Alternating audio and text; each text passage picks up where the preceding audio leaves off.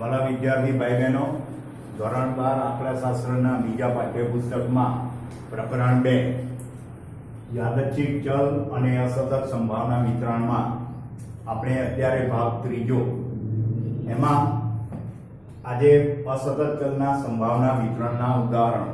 આની અગાઉ ભાગ બીજાની અંદર આપણે છેલ્લે વાત કરી હતી અસતત સંભાવના વિતરણ.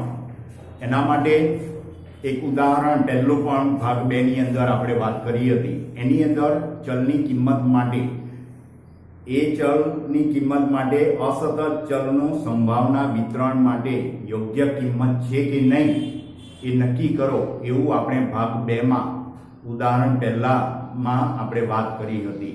એમાં આપણને એક્સની જુદી જુદી કિંમતો આપી હતી.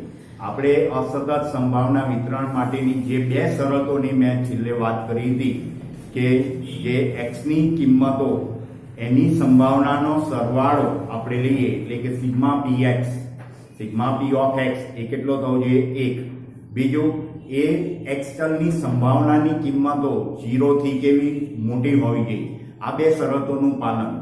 હવે ખાસ તમને ફરીથી યાદ અપાવી દઉં, તમે પાઠ્યપુસ્તક, કેલ્ક્યુલેટર અને નોટબુક એ તૈયાર રાખ્યા છે.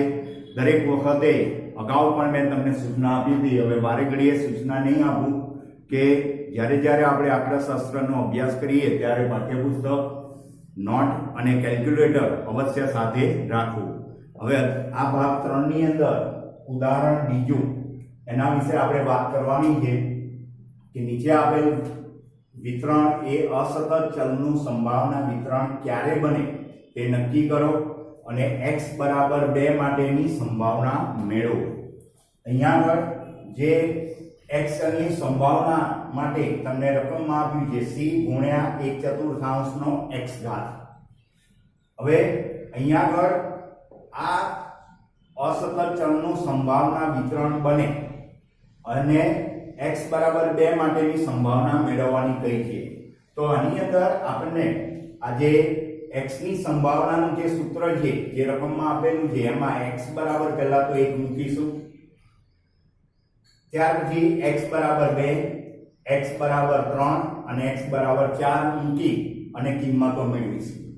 એટલે 1/4 નો x બરાબર 1 મૂકશો તો 1/4 નો 1 ઘાત, એટલે c ગુણ્યા 1/4 નો 1 ઘાત, એટલે c ગુણ્યા 1/4. એવી રીતે 2 કિંમત મૂકશો તો c ગુણ્યા 1/4 નો 2 ઘાત, એટલે 1 નો 2 ઘાત 1, 4 નો 2 ઘાત 16, એટલે c ગુણ્યા 1/16 આવશે. એવી રીતે 3 કિંમત મૂકી, ત્યાર પછી 4 કિંમત મૂકી અને આપણે x ચલની આ જુદી જુદી કિંમતો માટે સંભાવના મેળવીશું. હવે એની અંદર આ જે c અચળ એ દરેકમાં અજ્ઞાત સ્વરૂપે રહેશે. તો આપણે એ બધા જે x ની કિંમતોની સંભાવના મેળવી, હવે અચળ c ની કિંમત આપણે મેળવવાની. તો એના માટે શું કહ્યું છે કે અસતત ચલનું સંભાવના વિતરણ. તો એ અસતત ચલનું સંભાવના વિતરણ બને એના માટે આ બધા ચલ x ની જે જુદી જુદી કિંમતો માટે આપણી જે કઈ સંભાવના મળે એ બધી સંભાવનાનો સરવાળો કેટલો? 1 થાય.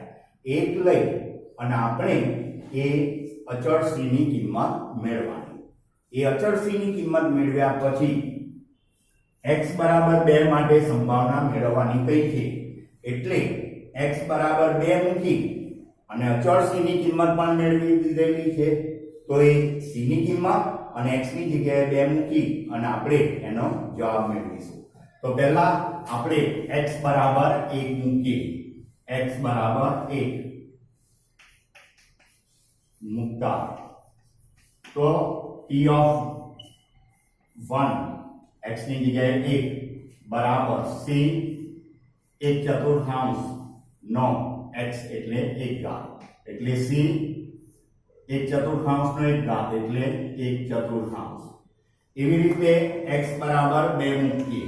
x બરાબર 2 મૂકતા તો p of 2 x ની જગ્યાએ 2 મૂક્યા તો c કૌંસમાં 1/4 નો 2 ઘાત, એટલે c 1 નો 2 ઘાત 1, 4 નો 2 ઘાત 16, ત્યાર પછી એટલે 4 નો 2 ઘાત 4 ગુણ્યા 4 તો 16 x બરાબર 3 મૂકતા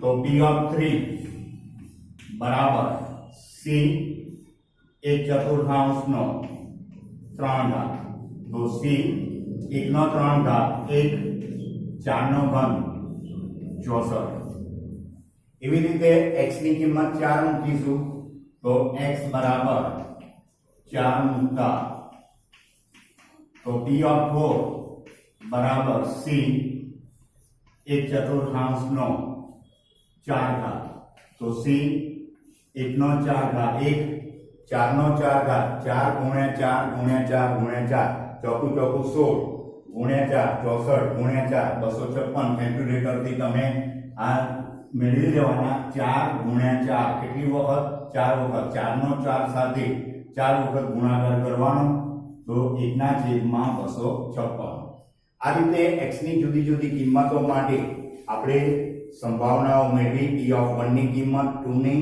3 ની અને 4 ની હવે આનાથી આગળ આપણે શું કહ્યું છે અસતત ચલનું સંભાવના વિતરણ હવે અસતત ચલનું સંભાવના વિતરણ માટે સંભાવનાનો કુલ સરવાળો કેટલો થાય 1 એટલે અહીંયા આપણે લખીશું અસતત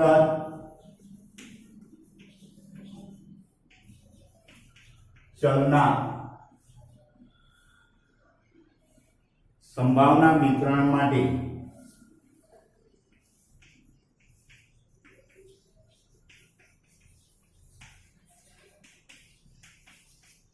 x ની સંભાવના એટલે p of x અને એનો સરવાળો એટલે સિગ્મા બરાબર 1 એટલે x માટે તો જે જુદી જુદી કિંમતો મેળવી p of 1 plus p of 2 વત્તા p of 3 વત્તા p of 4 બરાબર 1 और p of 1 એની કિંમત આવી c 1/4 વત્તા p of 2 c 1/16 p of 3 c 1/64 વત્તા p of 4 તો c 1/256 બરાબર 1 હવે c કોમન કાઢી લઈએ દરેકમાં c ચારે રૂપમાં છે તો c સામાન્ય લઈએ તો 1/4 વત્તા 1/16 વત્તા 1/64 વત્તા 1/256 બરાબર 1 હવે 4 16 64 256 તો આ બધા 256 ના જ અવયવો છે બરાબર 4 ના ગુણકમાં આ 256 આવી જાય એટલે 256 લસા રૂપિયા આવશે 256 સામાન્ય લસા સ્વરૂપે હવે 4 તો 256 ને 4 વડે ભાગાકાર કરી દો એટલે 4 ને 64 વડે ગુણીએ તો 256 આવે એટલે 256 ને તમારે કેલ્ક્યુલેટર થી 4 વડે ભાગી દેવાના 256 ભાગ્યા 4 કેલ્ક્યુલેટર થી કરશો તો તમારે આવશે 64 પછી 16 નો વર્ગ 256 થાય અથવા 256 ભાગ્યા 16 કરી જોવાના તો 16 જવાબ રૂપે મળશે એવી રીતે 256 ને 64 વડે ભાગશો તો કેટલા આવશે 4 અને 256 ભાગ્યા 256 તો 1 એટલે બધાના છેદમાં લસા સ્વરૂપે 256 લીધા હવે અહીંયા આગળ આ બધાનો સરવાળો કરીશું 64 16 4 1 બરાબર એટલે આ બધું તમે ધ્યાનથી લખી લીધું હશે હવે આના પછીની વિગત અહીંયા હું લખું છું ધ્યાન રાખજો તો c 64 ને 16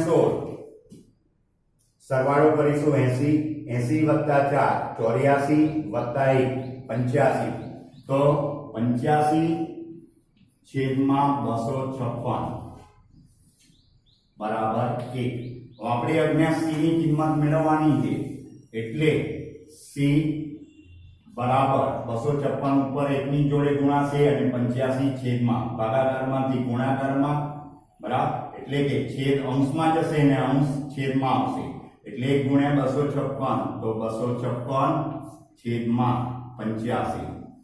હવે c ની કિંમત મળી ગઈ.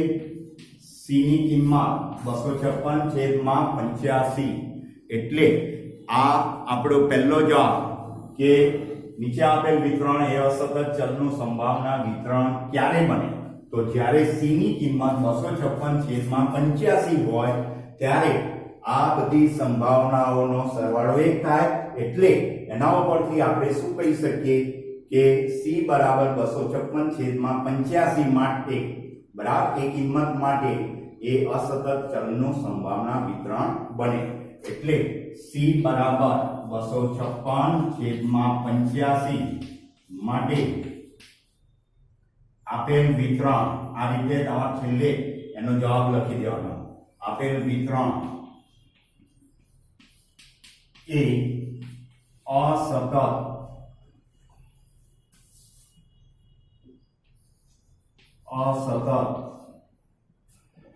ચલનું સંભાવના વિતરણ બને.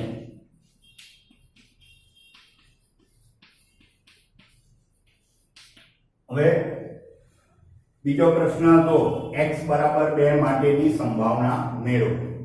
હવે x બરાબર 2 માટેની સંભાવના મેળવવી છે તો x ની કિંમત 2 મૂકી ત્યારે આપણે પાસે શું જવાબ આવે તો c ગુણ્યા 1 ના છેદમાં 16 બરાબર. હવે એની અંદર c ની કિંમત આપણે મૂકી દઈએ બરાબર p ઓફ 2 એની સંભાવના એટલે x બરાબર 2 એટલે આપણી જે રકમ હતી એની અંદર x બરાબર 2 મૂકવાના અને c ની કિંમત 256 છેદમાં 85 એટલે આપણે જે બીજો આ જવાબ મેળવવાનો છે x બરાબર 2 માટે સંભાવના તો એના માટે આપણે મેળવવાનું છે તો p ઓફ x મૂળ રકમ લખી દઈએ p ઓફ x બરાબર c into 1/x નો 4 ઘાત. આ રીતે મૂળ રકમ હતી આપણી. હવે એની અંદર આપણે x બરાબર 2 માટે તો x બરાબર 2 અને c ની કિંમત પણ મૂકી દઈએ એટલે સીધો જવાબ મળી જાય.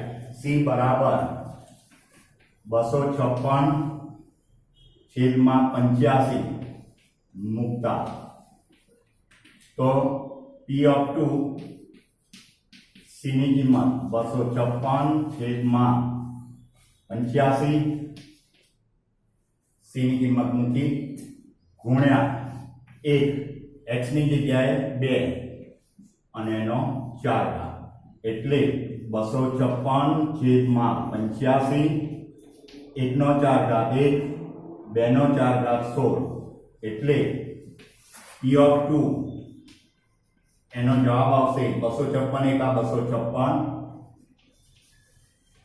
85 ગુણ્યા 100. હવે અહીંયા 256 ને 16 વડે ભાગ ચાલશે 16 નો વર્ગ 256 થાય એટલે p ઓફ 2 બરાબર 16 ના છેદમાં 85. તો આ રીતે x બરાબર 2 માટે આપણને આ કિંમત એ જે જવાબ મળ્યો બરાબર કે x બરાબર 2 માટેની સંભાવના શોધો તો આ રીતે 16 ના છેદમાં 85 એ આપણો છેલ્લો જવાબ કહેવાશે. એટલે આની અંદર તમને શું કહ્યું તું પહેલા કે આપેલ વિતરણ એ અસતત ચલનું સંભાવના વિતરણ ક્યારે બને. જો તમને અસતત ચલનું સંભાવના વિતરણ બને એના માટેની મૂળ શરત તો એના માટેની મૂળ શરત શું હતું તો x ચલની બધી સંભાવનાનો સરવાળો 1 થાય બરાબર. હવે અહીંયા આગળ આપણને એક c અજ્ઞાત સ્વરૂપે આપેલું.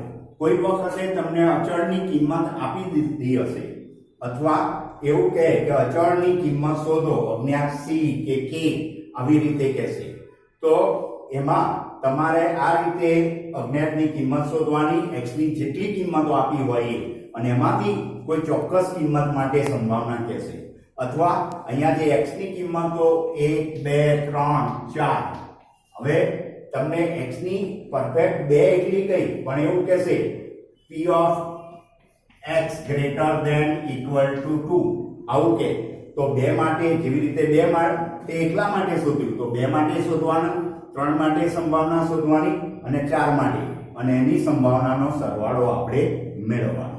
તો આ રીતે આપણે આ ભાગની અંદર આ ઉદાહરણ એના આધારિત સ્વાધ્યાયમાં તમે 2.1માં આવો દાખલો છે તો પહેલો દાખલો આ પ્રમાણે, તો એ પ્રમાણે પૂરો કરજો. Thank you.